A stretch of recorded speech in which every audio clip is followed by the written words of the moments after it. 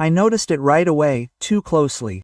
My mother-in-law's nervous gaze slid over my glass as she set it down in front of me. We were sitting at a large wooden table in her house, where she had suddenly invited us for a family dinner.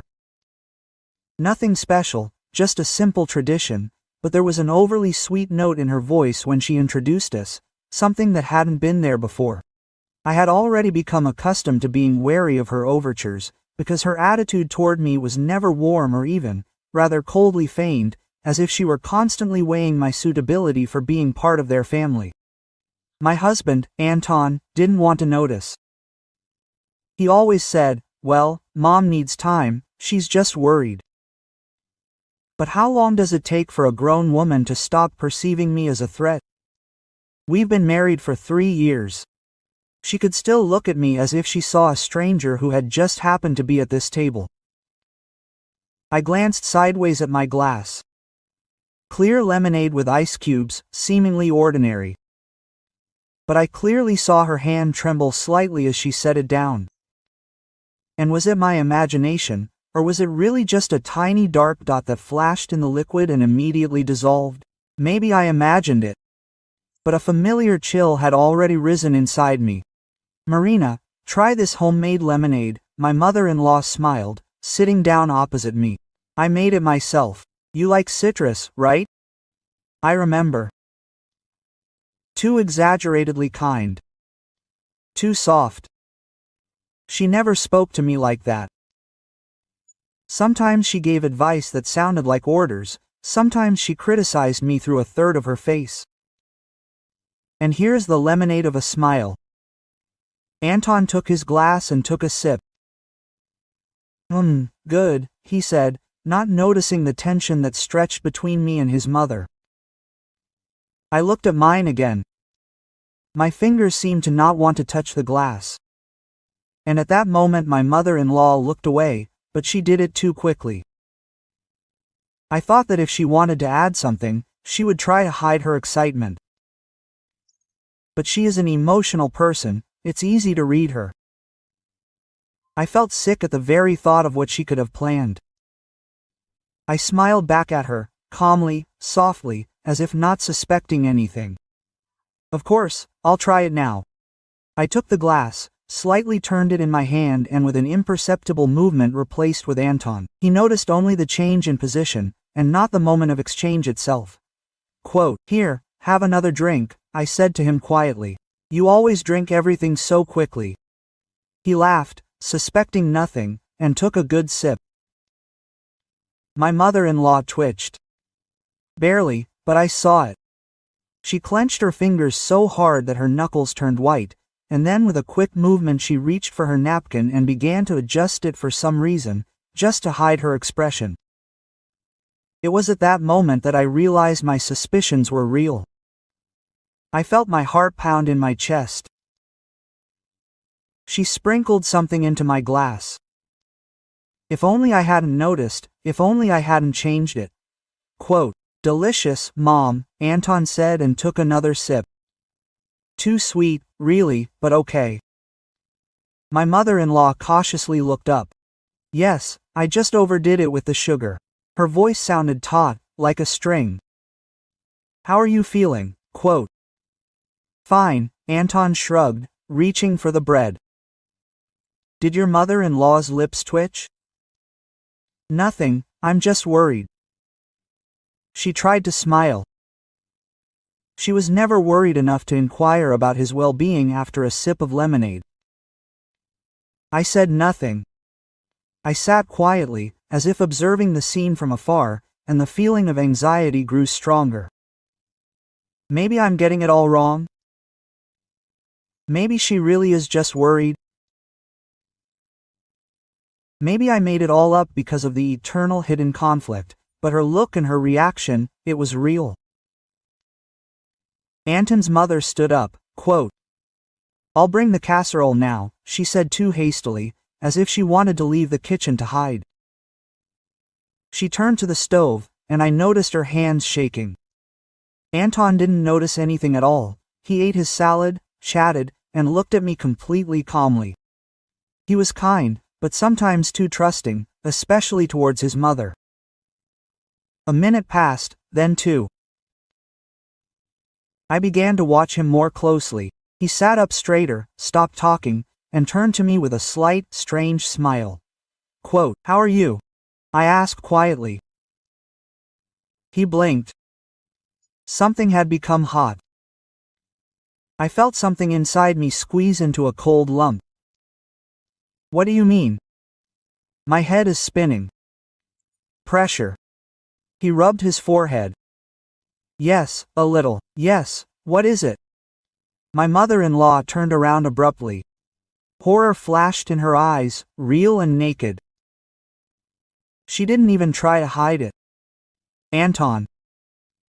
Her voice broke. Have you had a lot to drink?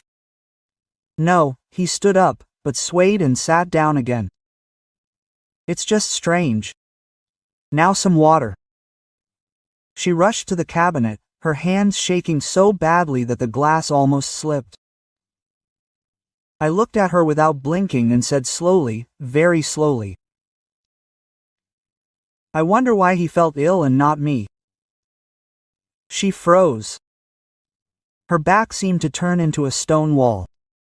And slowly, she turned to me, still holding the glass of water. Our eyes met. And at that moment, a mixture of panic and anger appeared on her face, not hidden, but real. Quote, "You," she whispered. "You switched glasses." I nodded silently. Anton raised his head. Quote, "Mom, Marina, what's going on?" He tried to collect himself, but his eyes wandered, and his breathing became a little heavier. What did you give him? I asked harshly, but quietly, so as not to frighten Anton even more. It's just a light sedative, she said quickly. It's nothing dangerous. I just wanted, well, for you to relax. For me to relax, I repeated. Or for me to pass out. She lowered her eyes. Anton stood up, but his legs trembled again. He held onto the table as if he couldn't balance. Mom. His voice was worried, but weak. What are you? What's going on? She rushed toward him, but I stood between them and held her gaze. Call an ambulance, I said. Anton firmly. Right now. Oh, wait, no need for an ambulance. My mother-in-law jumped up, trying to seize the initiative. It's just herbs, regular herbs. They relax. Marina, you've got it all wrong. Why were you scared then when Anton drank? I asked calmly. Too calmly. She didn't answer. Marina. Anton clutched his head. My pulse is strange. Wait. Sit down, I told him, leading him to a chair. Breathe evenly. I'll call myself now.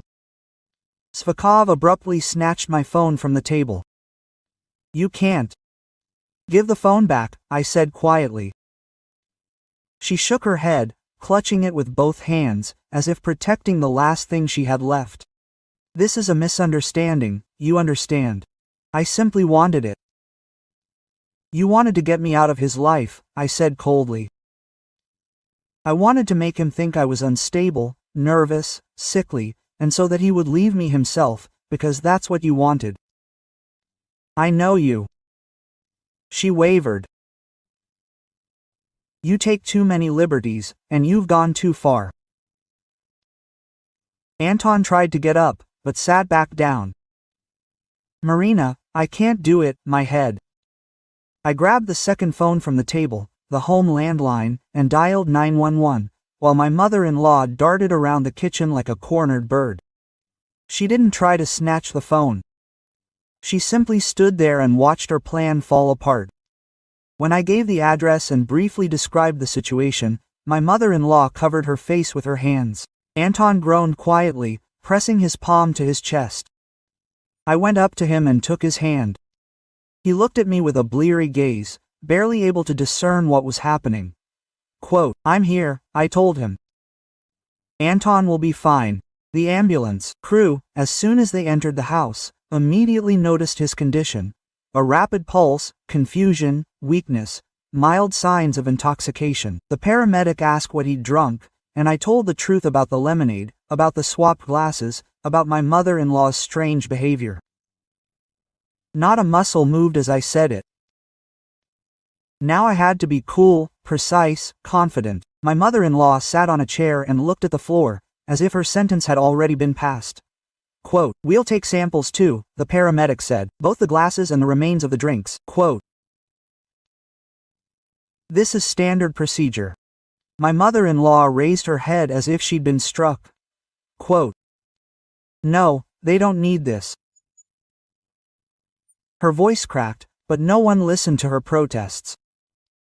The medics carefully collected everything that could be important, signed the packages, and completed the paperwork. I stood nearby, not interfering. Let everything take its course. When the ambulance took Anton away, the silence in the house became almost ringing. Only my mother-in-law was quietly sobbing, covering her mouth with her hand. I felt she wasn't thinking about her son now. No, she was thinking about the fact that her plan had collapsed and what would happen next. I headed for the door. Quote, "Where are you going?" she whispered. "To the hospital," I answered calmly to Anton. She stood up, but her legs were shaking. Quote, "Marina, wait." I turned around. She stood there, confused, small, lost, as if no one had set the rules for her, and she didn't understand where the line between interference and crime was. "I didn't think it was like that," she squeezed out. "It's just herbs, just a relaxant. Not poison, not anything scary. I wanted you to calm down. You're always tense. You're putting pressure on him." I looked at her for a long second. "You thought that if I lost consciousness or started having convulsions, the doctors would say I was unstable. Something like hysteria. And Anton would leave me." Her face twitched. "It's not like that. I just wanted to help you. You fight all the time." "We fight because you interfere in our lives," I said quietly. "Because you don't think I'm good enough. Because you decided that you can control someone else's family. And today you crossed the line." She closed her eyes. I didn't want to hurt him, but I did. I opened the door and walked out. She didn't even try to stop me. At the hospital, Anton was put in the toxicology department. The doctor said that there was a threat to his life. No, but the substance he took does act as a strong sedative in large doses. Mild poisoning. He needed an IV, monitoring, a day of observation. I sat next to him, holding his hand. He had already come to, but was weak. "Marina," he said in a quiet, slightly hoarse voice. "What? What did Mom do?" I sighed. I didn't want him to hear it that way. "Not in this room, not in this state." "She slipped something into my glass," I said simply. "But you drank it." He closed his eyes. "God, why?" "I think she wanted to make me look sick or create a situation where I would end up unconscious, and she could interpret it as she saw fit." He shook his head, as if he didn't believe it. "No, she couldn't. She's my mom." "She could," I answered quietly. "Your tests will show it. And those glasses the medics collected, too." His fingers squeezed, my hand felt weaker than usual, but still noticeable. "I don't want to believe it." "I don't want to either," I said, "but facts are facts." We sat in silence, and I felt something breaking inside him. That night, he fell asleep holding my hand, as if he needed to make sure I was there. In the morning, the police showed up. Quietly, without a show, without threats. Just two calm people in uniform who asked me to explain the situation. I told everything as it was. The suspicious look, the switching of glasses, my mother